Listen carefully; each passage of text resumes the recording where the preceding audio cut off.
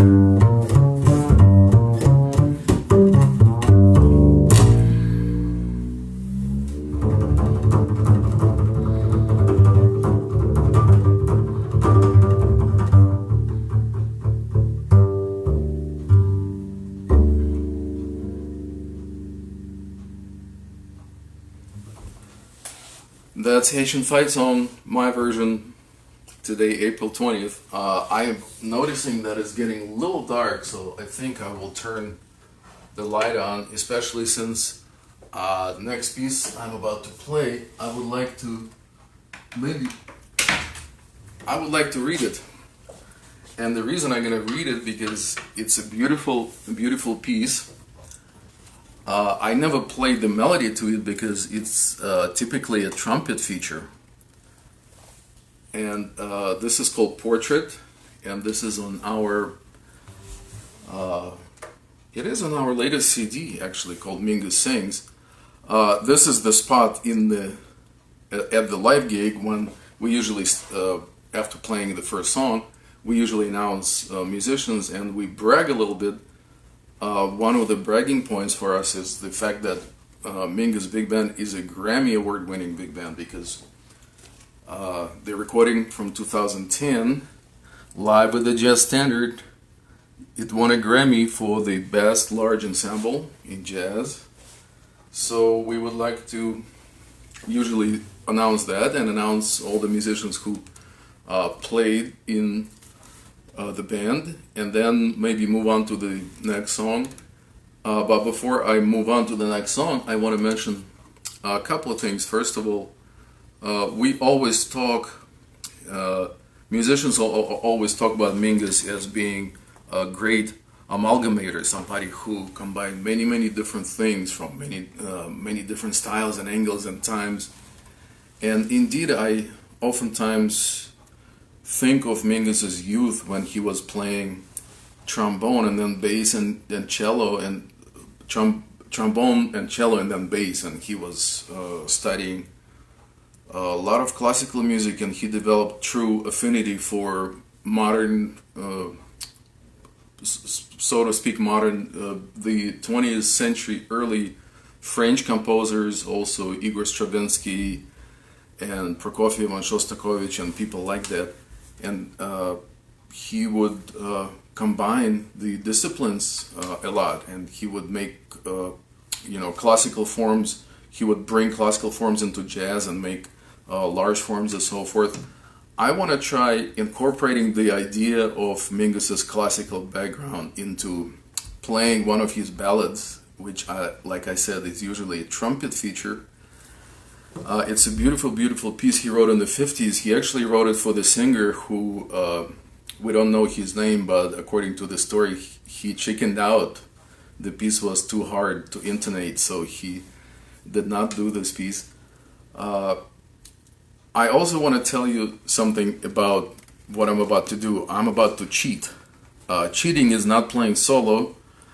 I love playing solo. I actually have a solo CD of just me playing Charles Mingus's bass, actually. I recorded it when we were on the road. But I want to show you something. This is called More Than a Play Along. This is basically, you can also translate it as more than -1, because the usual -1 CDs, they just include CDs and music in inimitable Sue Mingus's fashion. She included 2 CDs with Seamus Blake playing actually, melodies and solos on it. She included tons of stories and pictures, and the musicians on this track will be the great late John Higgs and Tommy Campbell, the great drummer who actually brought me in the band in '98. So shout out to Tommy, thank you. And I will be cheating now by playing Portrait with John Higgs and Tommy Campbell. Let's see if I can pull it off. I've never done it before.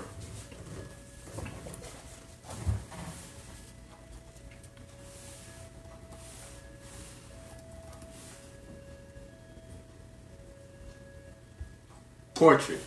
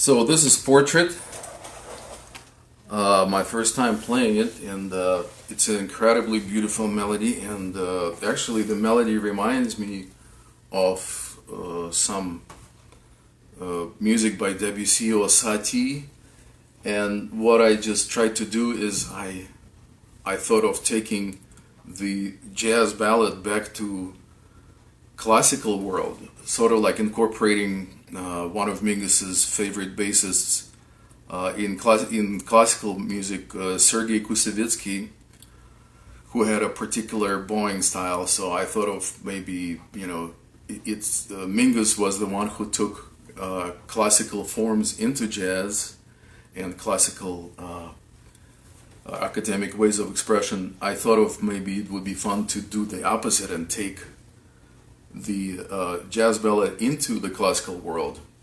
So I hope you liked it, and we here at the Mingus Monday, for those who are just joining us, I want to say hello. I want to say happy birthday to Charles Mingus, who will be 98. He would be 98 on the 22nd. That's why I'm doing this Monday with the bass. Thank you to Sarah, Liz, and Zach, who are they're working for Sue Mingus and Mingus office, and they are extremely helpful with anything that we're doing and that we need to do. So shout out to them. When we were talking about More Than a Play Alone, it was very interesting. It was kind of like Sue Mingus' theme. Anything she's doing is sort of like great plus. That's how I always felt about it. So she did this book. It's called More Than a Play Alone. It includes tons of stories, pictures, and CDs. She did this book, which came out on Hal Leonard's in their early 90s.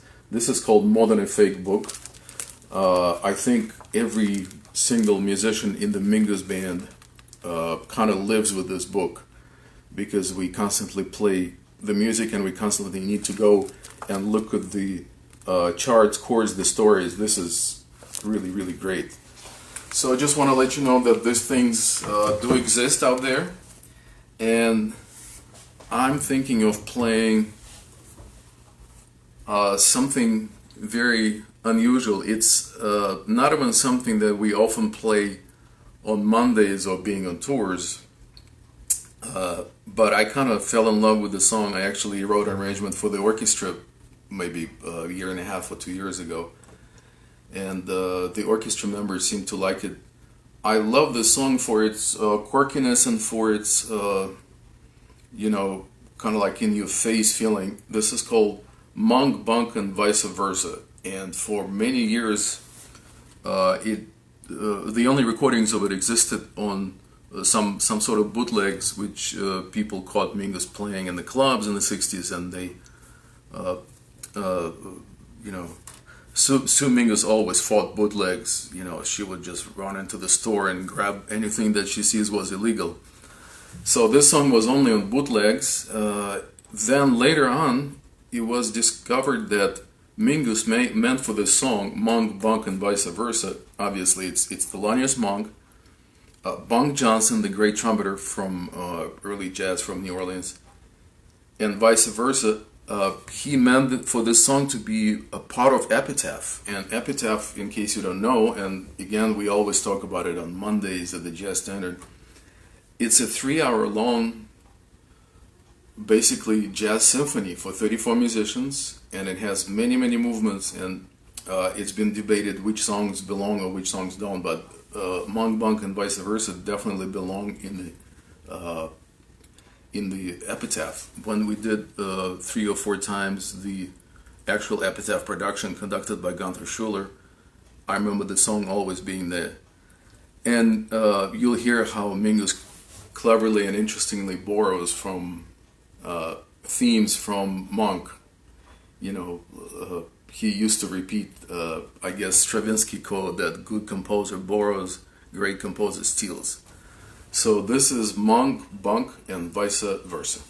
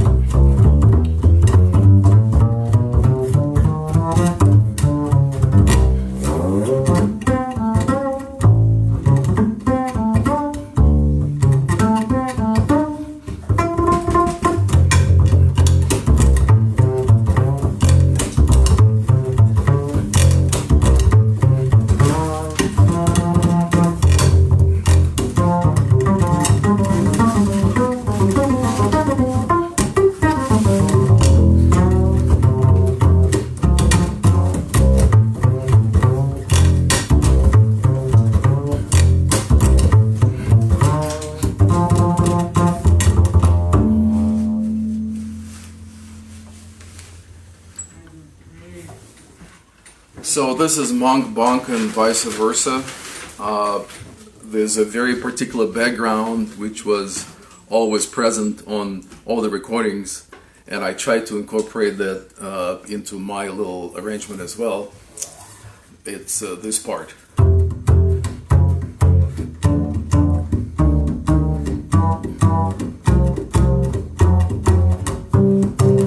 It's interesting if you look at it from the harmonic standpoint.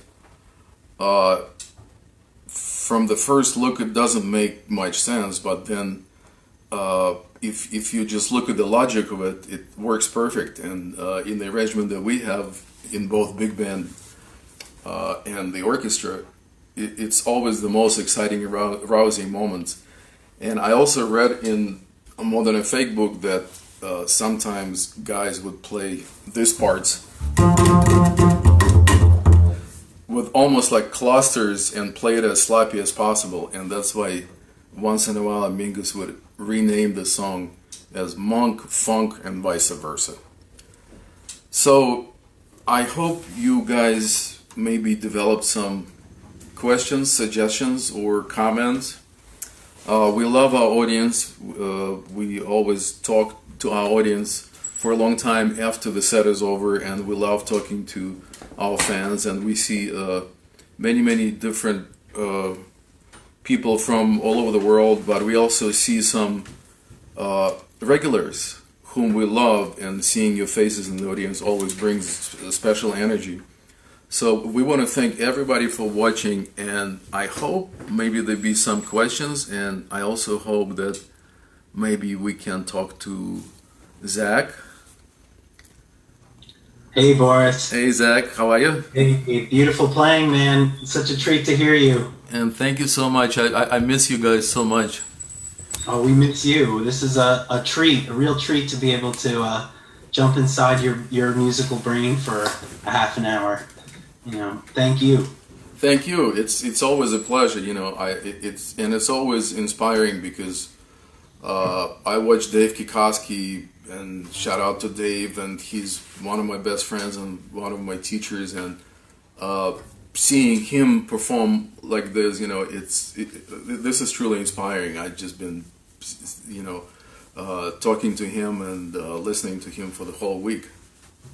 Yeah, that was a real treat. Everybody that we've had so far, it's been a real blessing to keep our Mingus Mondays strong. So we did get a couple questions Sure. from the live stream here. I guess we should start with a personal question. When did you meet Sue, and how did you get involved with the band? Oh, you know, this is a great story I've told so many times to so many people. Tommy Campbell, again, you know, Tommy, thank you.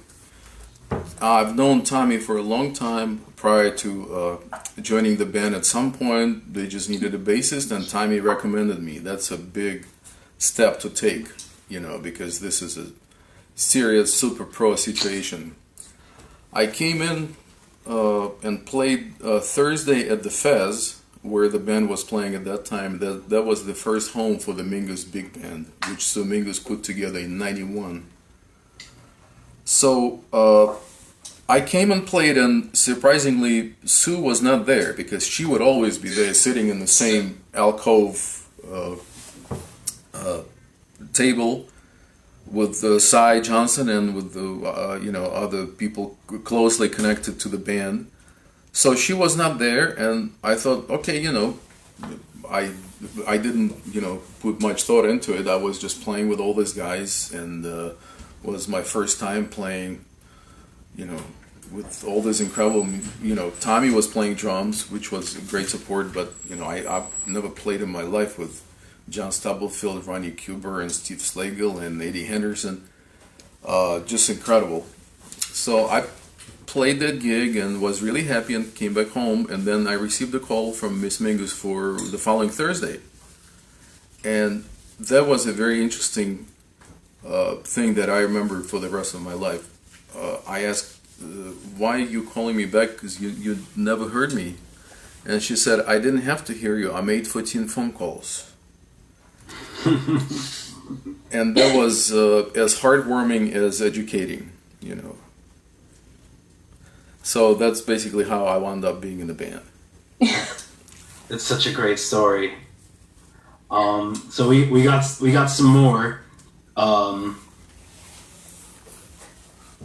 Hi Boris, do you always play Mingus's bass when you perform with the big band? And can you describe the setup? This is not Mingus's bass.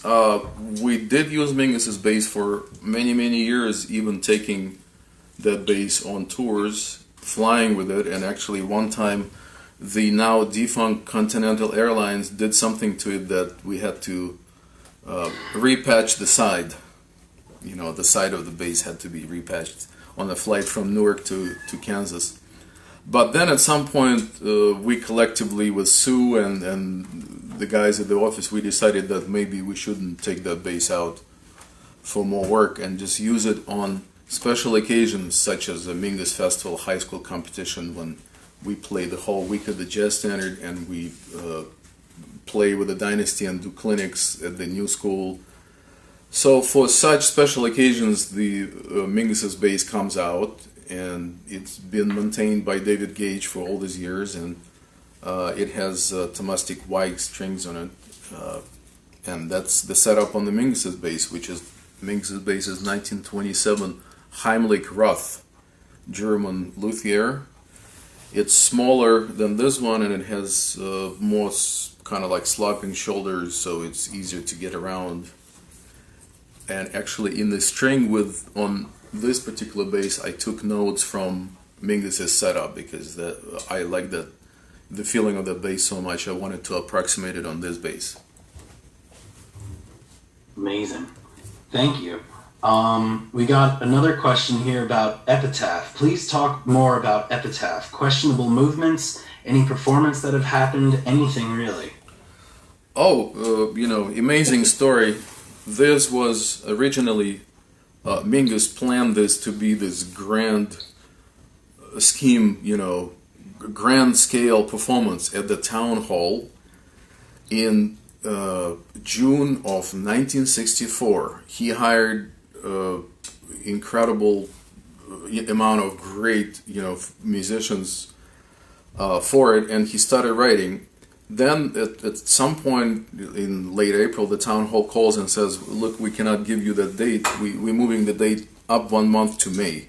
So May comes, he doesn't have enough music, and there's a recording of that concert. It's live at Town Hall 1964. That's when certain scores that were written, they were not rehearsed yet, and the band breaks down into something when Clark Terry just saves the day by playing Take the A Train. So that was the story of that. It wasn't called Epitaph yet at that point, but after that performance, soon enough, Mingus started calling this piece Epitaph because he realized that for the lack of time and resources, it would never be performed and recorded during his lifetime. Later on, way before I came into the band, Sue partnered with the Lincoln Center, and I think it was performed, toured, and recorded. Matter of fact, in 1991, while still being the resident of Moscow, the Epitaph came. Half of the band, I think 17 or 20 musicians, were from United States, and the rest of the band was part of the Russian Jazz Orchestra. And they did a performance of Epitaph in Moscow, and I was there, and I met some guys, namely Michael Rabinovitz, who plays bassoon in the orchestra, Craig Handy, who plays tenor, alto, and I shook hands with Jack Walrath and Ed Schuler, who was playing bass too in that particular situation. So Epitaph came to life around late 80s, and from time to time, obviously it cannot be done too often because it's a massive project. The one on my memory, the last time it was performed in 2007, thanks to Christian McBride, who was curating the program at the Disney Hall in Los Angeles. We did it in Disney Hall in Los Angeles, and we did it at Lincoln Center, at Rose Theater, and we did it at the theater in Cleveland. And that was the last time on my memory. And the first time that I was part of Epitaph was 1 year later after I joined the band. It was at I forgot the name of the hall in Amsterdam, but it's a famous hall, and it was a big deal. And Gunther Schuller was conducting, and we played Epitaph there twice.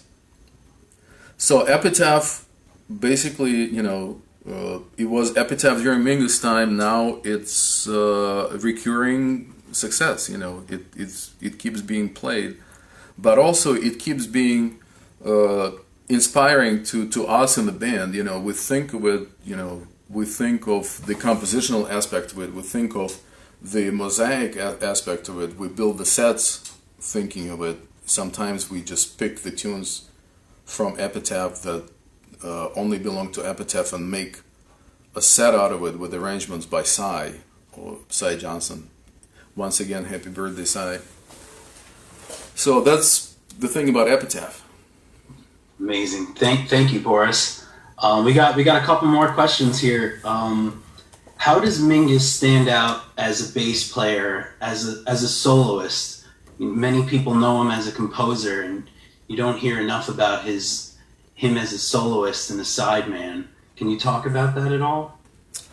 Well, I think the reason people don't really talk about him as a soloist is because there's so many other things that you can talk about thinking of Mingus. All the music he wrote, the gamut of emotions in his music he covered, the amalgam of styles that he put together.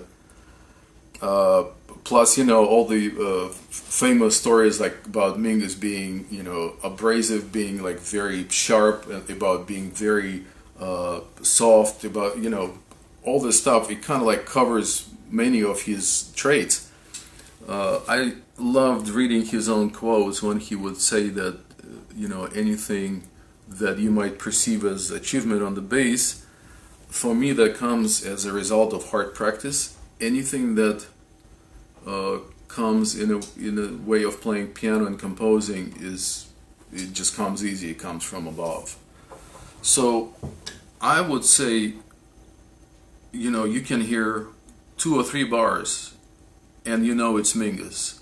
And it's not just solos. We don't have to go into the whole solo versus not soloing concept, because when we play together in the band, we all composing in real time, we all improvising. But all you need to do is go and check out his solos. And obviously in the recordings of the time, in the 50s and 60s, there were time constraints, so there would be shorter solo. But go check out some videos, namely his famous 1964 band, which included Eric Dolphy at the time. When they play in Scandinavia, you'll know pretty soon that you're listening to an incredible, self-sufficient, forward-looking, very accomplished soloist on the bass. Great, thank you, Boris. Here's another one. We have, thanks for doing this, Boris. What are some of your other jazz bass player influences? Oh my God, this is, this is a tough. This is tough. Yeah. Well, you can basically, to be really abrasive, you can break it down in 2 things, and they coincide sometimes. But one side is something that comes as an influence to all the bassists, including yourself. You play bass, Zach, right? Yes. So you will know exactly who I'm talking about. So we would be talking about Papa Jones. We would be talking about Wilbur Ware. We would be talking about Oscar Pettiford. We would be talking about Paul Chambers. Going on, we would be talking about Ron Carter, and extending this line all the way to Dave Holland now. So these are obvious, influences, but there's also another side which may be kind of like lesser considered in a jazz world, but still, leaving deep emotion and leaving that feeling that I want to go in there and figure out what's happening in there. And for me, there were few guys like this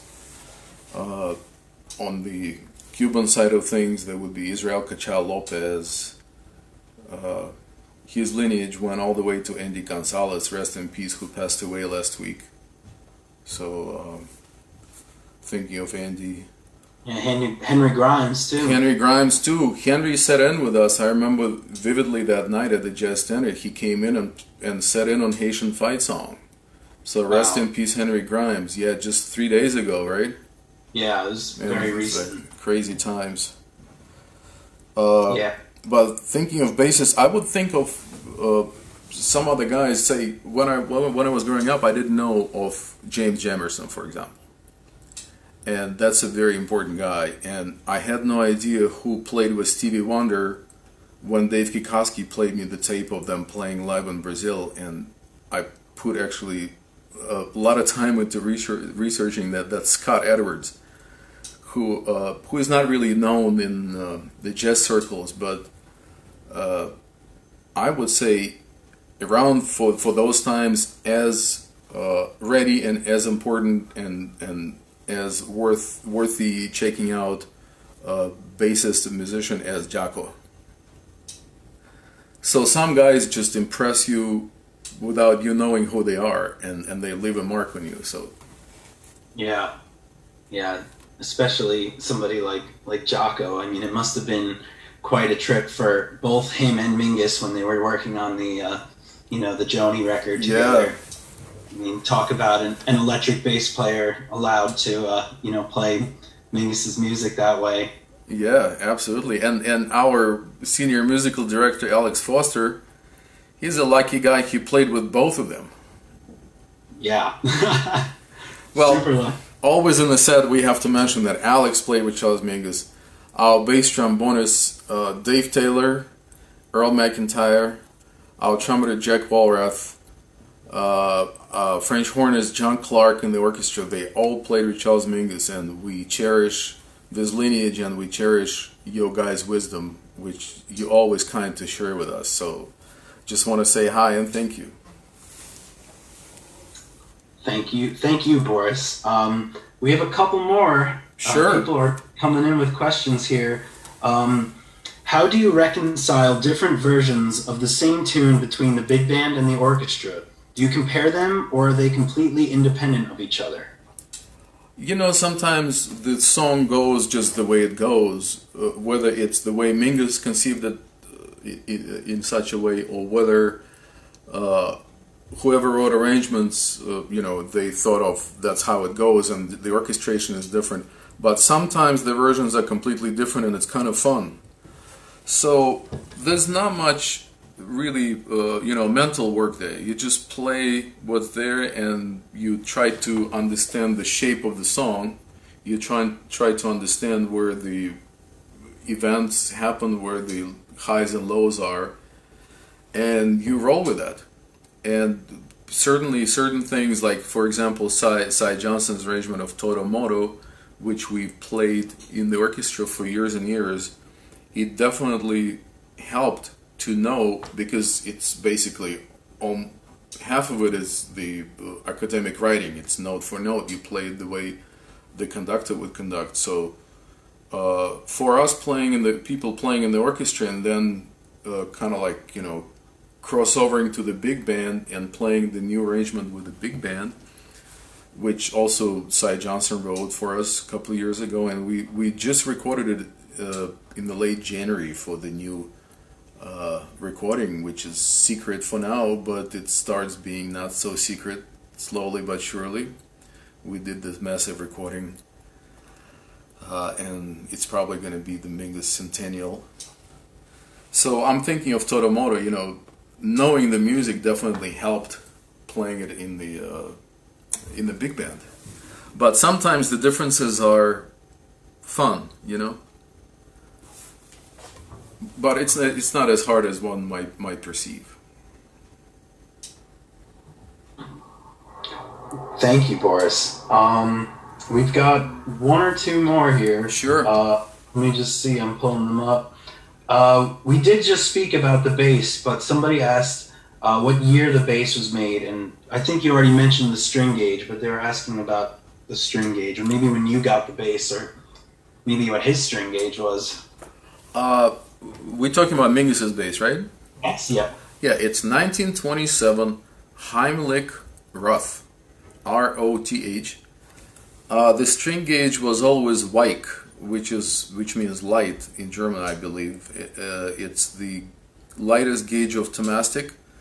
It has enough tension on that particular Mingus's bass, and I don't remember seeing any other strings on it. So that's what always went on it, you know. Sweet. And I think we have one more question here. When you first started learning Mingus's music, how many hours did you practice? Oh, you know, I obviously practice, but honestly, I cannot remember exactly how many hours. It was the combination of being excited, being in this situation, and being, you know, worried and wanting to do better job. Matter of fact, this very play alone comes out of that zest that I had. I don't remember exactly hours, but I remember even before my second time playing on Thursday, Tommy Campbell invited me into his studio and we just went over charts, just drums and bass. But week 3, I'm at the club, and you know, we all know of Jamie Ebersold and his -1 series. So I come to Sue and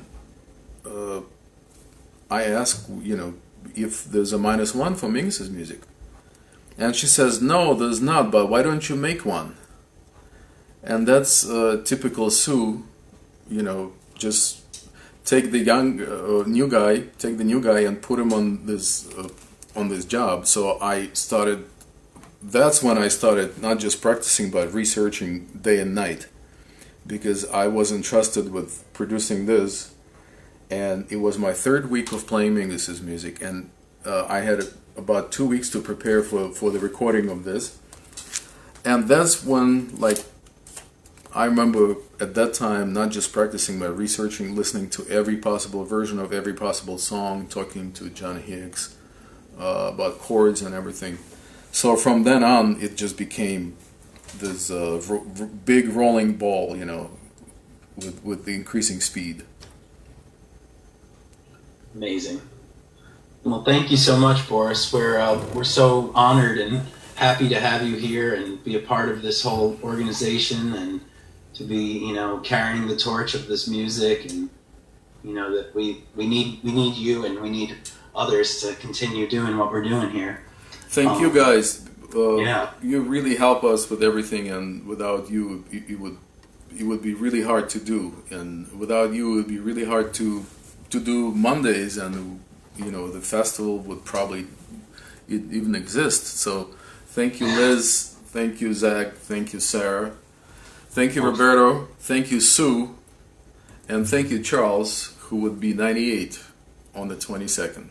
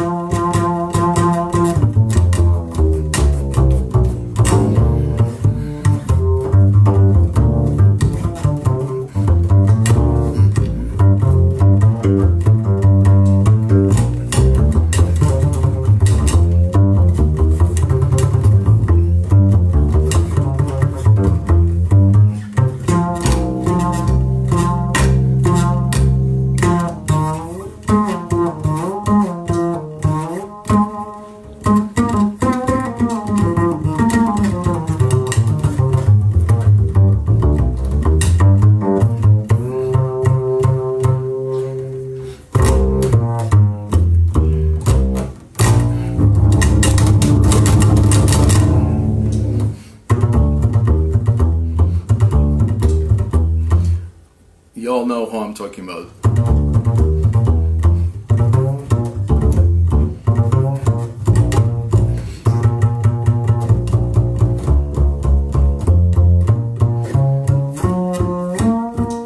Higher, higher.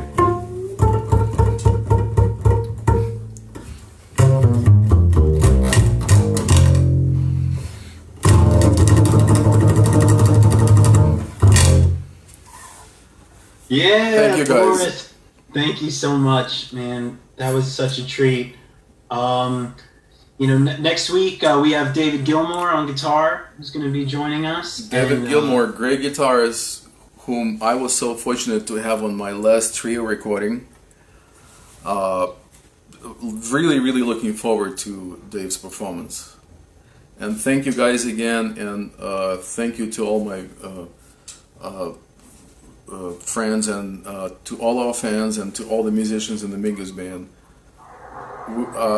Just just think about the fact that sooner or later we'll be together again. So we'll be playing Mondays and we'll be going on tours. We just have to wait maybe a little bit, maybe more.